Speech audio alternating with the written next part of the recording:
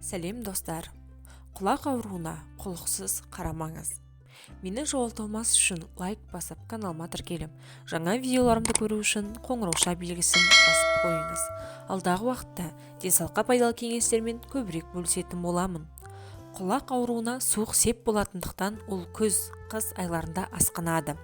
Құлақ миға жақын орналасқан, сондықтан ауруға немқұрайлы қарауға болмайды. Сол себепті аурудың алғашқы белгілері пайда болған бойда және есту нашарлай бастаса, міндетті түрде дәрігерге тексерілген дұрыс. Құлақ не үшін ауырады деген сауал бәрімізді мазалайды. Оның ауру себебі әртүрлі.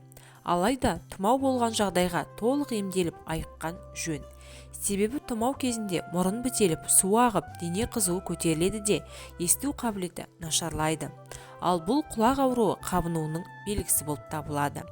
Құлақ үш бөліктен тұрады: сыртқы, ортаңғы және ішкі құлақ.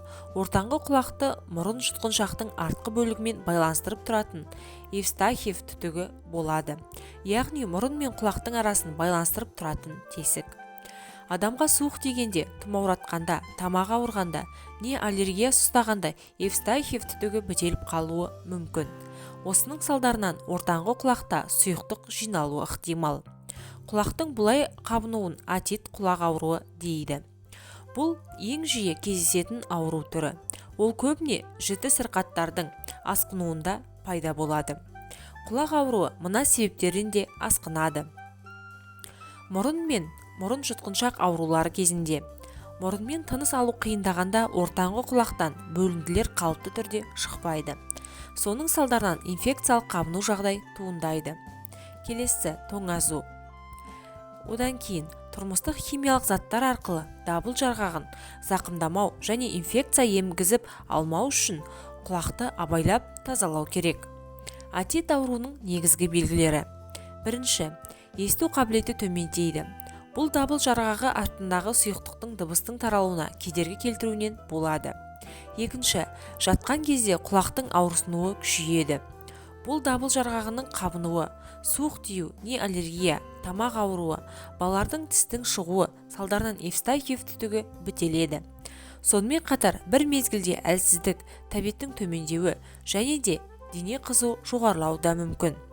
Үшінші, есту жолдарынан шырыш, ірің, қандырың немесе осының бәрі бірдей болуы мүмкін. Құлақ ауру түрінің ауырсыну әкелмейтін түрлері де бар. Алайда ауырсыну болмағанымен ол қабынады. Мұндай отит асқынып кетеді. Себебі көпшілік оны байқамай қалады. Яғни құлағым 1-2 күн ауырып, жазылып кетсе ештеңе етпейді деп ойлайды. Ал қалыптасу кезеңі 30 күнге дейін созылады. Отит құлақ ауруының емдік жолдары.